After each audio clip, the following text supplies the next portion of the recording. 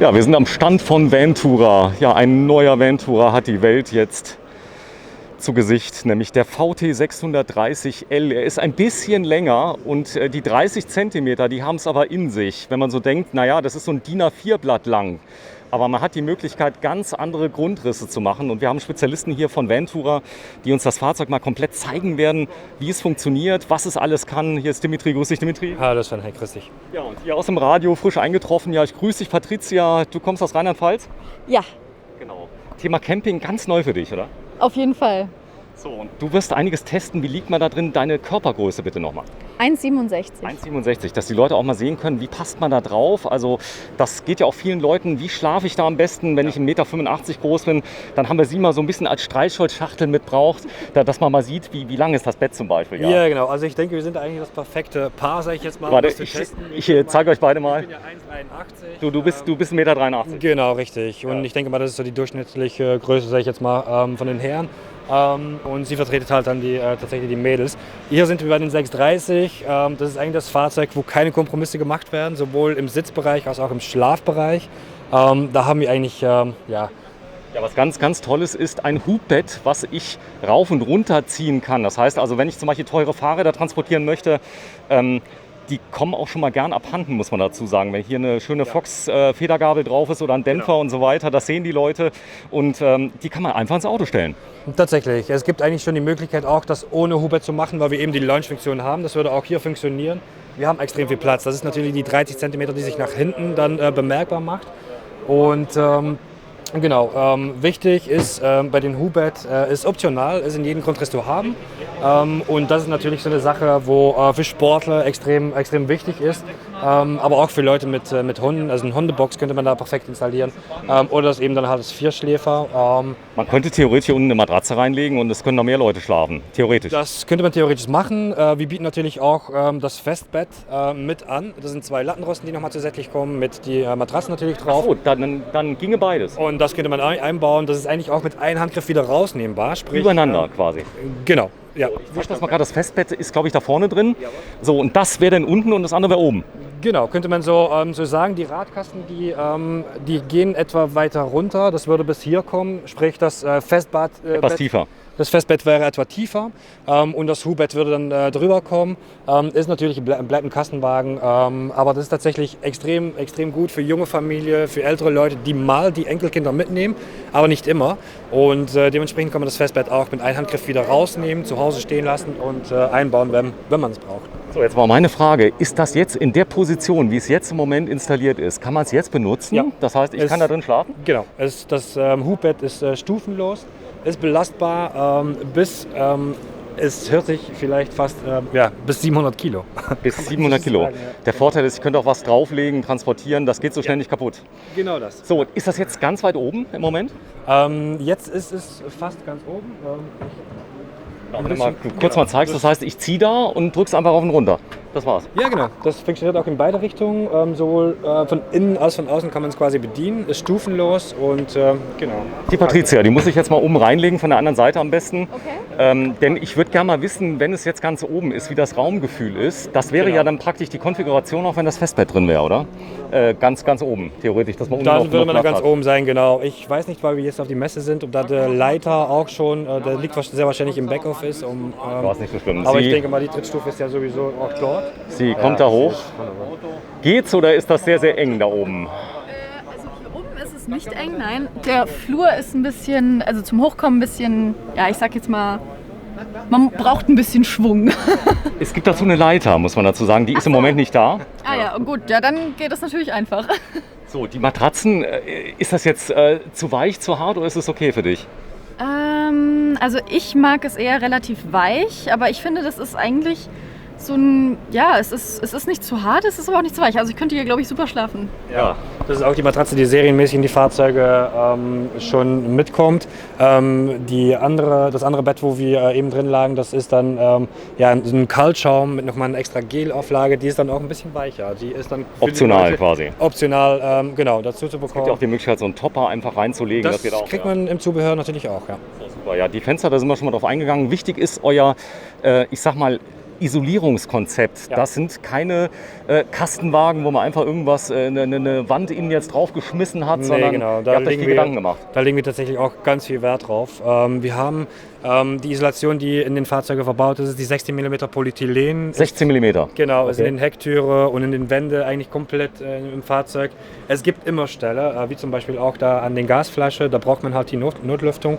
Da hat man natürlich die Kältebrücke, sage ich jetzt mal. Eine kleine. Und genau, und ganz wichtig auch ist der Boden, der ist quasi so in Sandwichbauweise, die sind dreifach isoliert. Ja, das Schöne ist auch, der Wassertank ist unter dem Fahrzeug mal wieder. Das heißt, ihr gewinnt dann wieder mal Stauraum. Genau, ist serienmäßig in den Venturo verbaut. Alle Venturo-Baureihen haben den Wassertank, den Frischwassertank Unterflur. So, und hier oben kann ich dann die wichtigsten Sachen reinmachen. Du liest gerne oder ist das eher so Podcast? Bist du ein Podcast-Fan? Ich würde sagen beides. Das heißt, da oben, da wären dann die Bücher drin, oder? Ja, die Bücher, vielleicht auch das Handy. Man hat auf jeden Fall sehr, sehr viel Stauraum. Ja, Thema Camping, wenn du damit jetzt so mal mit einer Freundin oder wem auch immer da mal eine Tour machen würdest an die See, du würdest dich das zutrauen? Es gibt hier überall Stellplätze, Campingplätze? Man könnte theoretisch auch mit dem Fahrzeug egal wo stehen, auch in der Innenstadt. Stimmt, weil es ist ein ganz normaler Pkw. Das heißt also, sich zu Erholungszwecken die Nacht einfach irgendwo hinzustellen, das geht. Das würde gehen, ja, tatsächlich. Hier muss man aber sagen, wir sind bei den 6,30 Meter Fahrzeugen. Die Parkplätze in Deutschland gesetzlich sind auf 6 Meter begrenzt. Dementsprechend kann man mit den 5 Meter und den 6 Meter Grundriss absolut eigentlich überall stehen. Aber das würde natürlich auch mit den 6,30 natürlich auch passen. Ja, schönes Lichtkonzept. Wir gehen am besten mal rein und dann schauen wir uns das Fahrzeug mal von innen mal an. 6,30 Meter, 30 Zentimeter, die viel ausmachen. Das hätte ich jetzt nicht gedacht. Ja, tatsächlich. Ja. Da ist, wie schon gesagt, das ist eigentlich kompromisslos. Das sieht man auch hier in die Sitzgruppe. Da ist eigentlich an nichts gespart. Also da So, ich habe jetzt schon in der kurzen Zeit, wo wir drehen, viel gelernt. Unter anderem, dass man die Einzelsitze, das geht hier aber nicht auseinanderziehen, oder? natürlich geht das. Geht auch. Ja, das ist die Sitzbank. Das ist nämlich was ganz Besonderes. Ich zeige es mal einmal ganz kurz. Ich habe hier 2 Einzelsitze, die kann ich auseinanderziehen und kann den Platz, wenn du dich mal gerade hinsetzt und Patricia, du dich mal daneben. Da haben wir 2 ausgewachsene 1,83 Meter. Das wäre vielleicht jetzt nicht ganz deine Position. Das heißt, du wärst eher außen mit deiner Kopfhöhe? Ich würde eher außen, aber auch hier geht's. Also ich bin 1,83. Wie gesagt, ich komme dann gerade hier. Aber außen hättest du gar kein Problem. Genau. Wenn du mal so lieb bist, einfach mal tauschst mit ihm, dass wir das mal zeigen. Also du wärst quasi das Kind jetzt gerade, 1,67 Meter. Und das heißt, die etwas größere Person könnte nach außen und dann zeigen wir mal gerade, wie das normalerweise ist. Das heißt, die Sitze wären normalerweise viel enger zusammen und da wird es kuschelig, wenn du mal kurz zusammenrückst. Genau. Mit der Sitzbank? Ja, genau, mit der Sitzbank einfach mal zumachst, dass man mal sieht, wie das bei vielen anderen so ist. So sind 2 zusammen. Das kann bei Bruder und Schwester schon mal zu argen Diskussionen führen, wenn man so eng ist, oder? Sehr wahrscheinlich, ja. Wichtig ist auch noch der Sitz, der ist auch nochmal verschiebbar. Man könnte den theoretisch bis ganz nach vorne schieben. Ja, der ist Tisch. herausnehmbar, Okay. genau. Ja. Da hat auch nochmal so eine Dreh- oder eine Schwenkplatte quasi, dass man auch nochmal bequem zum Frühstücken oder wie auch immer. Und ganz wichtig, bei den Fahrzeugen auch serienmäßig, ist, dass der Tisch auch nochmal auf die untere Schiene eingebaut werden kann und dementsprechend dann das Gäste- bzw. Notbett gebaut werden kann. Ja, stark. Ja, wenn du jetzt noch mal kurz auseinanderschiebst und dann schnallt ihr euch mal bitte beide an, dann sieht man nämlich mal ganz gut, wie das ist, wenn man dann unterwegs ist. Denn ich sag mal, die Fahrt ist zwar das Ziel, aber man muss ja auch bequem sitzen können. Und der Vorteil ist natürlich gegenüber einem teilintegrierten, so die Sicherheit in einem Kastenwagen ist schon extrem hoch. Das heißt, ich habe keinen Aufbau aus GFK oder irgendwas, da ist Blech. Genau so ist es. Stark. Also ihr seid jetzt schön weit auseinander, ist das okay für euch? Wenn du mal gerade die Hand mal oben drauf machst? Das ist okay vom Abstand, denn ich habe das noch nie gesehen mit den auseinanderziehbaren Sitzen. Das heißt, ihr seid ja die Einzigen, du bist ja schlau auf dem Markt oder gibt es da andere, die es mittlerweile auch schon? Es gibt auch noch andere Hersteller, die es mittlerweile anbieten, die, sage ich jetzt mal, nachgezogen haben, aber das ist tatsächlich ein Venturo-Konzept, die auch extrem beliebt ist. Ja. Preis hier von den 630? Den 630, der liegt, ich musste selber gucken nach die Ausstattung, der soll bei die 55.000, 56.000 Euro liegen. Okay, so ist es. Ja, es hängt von der Ausstattung ab, am besten mal erkundigen. Auch, ich sag mal, wenn die Preise genannt werden, das ist jetzt mal ungefähr. Ja, das Konzept ist relativ einfach erklärt. Ihr habt einen speziellen Kühlschrank mit drin, der nicht mehr mit Gas funktioniert. Ne, genau, richtig. Gaslos. 12 Volt Kühlschrank, genau. Kompressor. Kompressorkühlschrank. Genau, wenn du mir den mal kurz zeigst und dann sieht man auch mal, wie viel Platz man nach hinten hat. Und ihr habt das neue Raumbadkonzept drin. Gerade für Mädels ja ganz wichtig, ja, sich mal schick machen. Und dann hat man ganz winzige Bäder, die da praktisch mit drin sind. Und das kann man hier erweitern. Das kannst du auch gleich mal kurz testen, Patricia. Ich war gerade sehr beschäftigt mit meinen Gar kein Problem. Genau, ja. So, und jetzt könnte man für den Fahrzeugbetrieb das wieder reinschieben, richtig? Das, genau. Genau, wenn ich jetzt stehe, mache ich es einfach wieder zu. Man könnte aber auch während der Fahrt die Sitzbank... Das geht auch. Genau, das wird natürlich auch gehen, die Homologation ist ja da. So, hier vorne aber vielleicht mal ganz kurz, da ist die Küche drin, ein Zweiflammenkocher von Dometic, hier vorne ist die Spüle. Und wenn du mir kurz mal die Spüle zeigst, von der Größe, von der Tiefe, das ist auch okay. Ja, absolut. So, Tanks sind 100 Liter, korrekt? Genau, Frischwassertank, Abwassertank 100 Liter. Jeweils. Ja. Genau, jeweils 100. Und da ist das Variobad. Das heißt, man kann einmal die Tür aufmachen, dann hat man ein kleines Bad. Ja. Genau, das ist dann quasi das bekannte Festbad-Konzept. Genau, ich guck mal ganz kurz rein, aber dann gibt es einen Trick, man kann die Tür einfach aufziehen. Da oben gibt es einen kleinen Trick. Das haben wir dann quasi optimiert und mit einem Handgriff kann man das quasi nochmal so öffnen, erneut mit den Magneten und dann hat man quasi den kompletten Raum auch zum Duschen. Genau, da vorne ist ein Vorhang dabei. Wenn du den einmal gerade mal um dich rumziehst, den Vorhang. Ich hoffe, der ist jetzt nicht arretiert wegen der Messe. Nee, geht. Und dann hat man richtig viel Platz zum Duschen. Ja, absolut. So, und jetzt kann auch keiner mehr reingucken. Okay, Patricia? Ja. Du bist 1,83 Meter, da ist noch ein bisschen Platz drüber, aber viel größer. Da wird es eng, oder? Ja, genau. So, dass man da ehrlich ist. Da vorne ist die Dusche mit drin, da ist es. Aber jetzt lassen wir gleich mal die Patricia rein. Die kann mal ganz kurz die Haptik mal von dem Waschbecken zeigen. Wenn du mal gerade Lichter machst drin. Genau, geh mal kurz rein. Bisschen eng ist es schon, aber es ist ja auch ein Kastenwagen. So. Ah ja. So, wenn du dich mal kurz auf die Toilette setzt, dann sehe ich dich ein bisschen besser.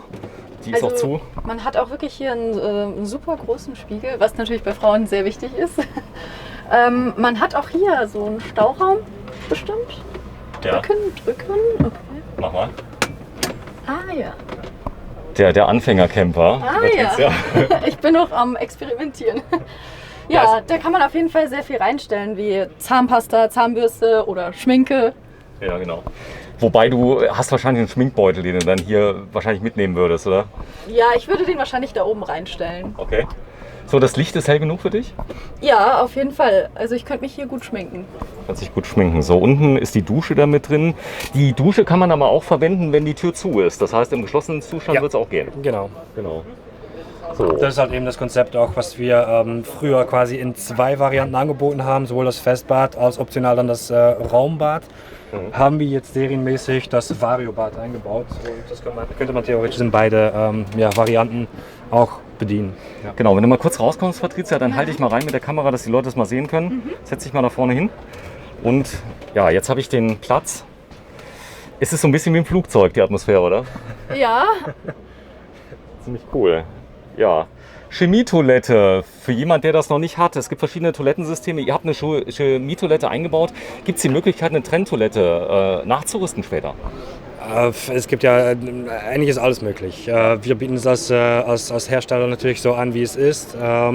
Genau, aber das kann man nachrüsten. So, und da vorne ist die Patricia, wenn ihr euch mal gerade beide mal nebeneinander setzt, das wäre dann quasi die vordere Sitzgruppe. Ist das Drehen von den Stühlen schwierig? Muss ich da 1000 Mal hin und her juckeln? Also Nein, bis ich den. Eigentlich nicht.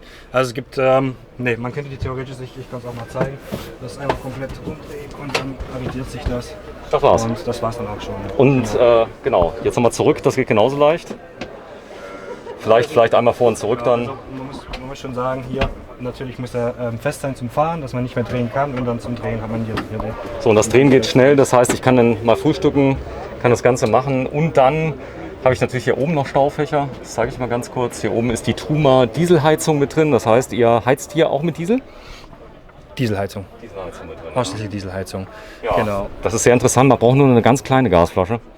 Ja, nur noch zum Kochen, 3 Kilo Gasflasche und was auch schon serienmäßig in die Fahrzeuge eingebaut ist iNet-Box. Ja. Sprich, Achso, die ist schon drin? Genau, die ist schon in die Fahrzeuge mit drin. Okay, das bedeutet, ich kann denn vom Handy aus über eine App kann Genau ich so. die Temperatur regeln, Genau so. alles machen. Ja, genau so. Wenn ich eine Truma Klimaanlage dazu nehme, ja, dann kann ich sogar über die iNet-Box die Klimaanlage steuern. Könnte man die alles verbinden miteinander. Ja, Genau. Ja. cool. So, ich zeige mal gerade da vorne, die Radios sind natürlich nicht eingebaut bei euch. Die Rückfahrkamera ist serienmäßig? Die Vorverkabelung ist alles da. Ja. Genau. Das geht, das wird meistens auch wahrscheinlich eingebaut beim Händler dann, oder? Genau so, ja. So, okay. Ja, den Korpus, die Schränke bitte mal aufmachen. Mal so lieb bist, mach mal einen auf, dass man noch reingucken kann. Da ist eine Besonderheit, die haben hinten jeweils noch, sag mal, die sind nicht direkt auf dem Blech hinten, oder? Ja, genau. Auch hier haben wir einfach die Hochwertigkeit durchgezogen. Die sind also Vollkorpusschränke, Edelstahl verarbeitet. Ja. So, wir sind tatsächlich auf dem Caravan-Salon 2020, diesmal unter Corona. Ja, bis zum Schluss war es ja nicht ganz sicher, wird es stattfinden, ist es da? Ihr habt einen riesen Aufwand betrieben hier auf dem Stand, aber es ist anders wie sonst, oder? Absolut, ja. Ist natürlich auch der erste Tag heute. Ich denke mal, so nach dem Wochenende können wir sagen, was genau Sache ist. Wobei, man muss echt sagen, die Atmosphäre ist extrem angenehm. Man sieht auch, dass die Leute sich an das ganze Hygienekonzept halten.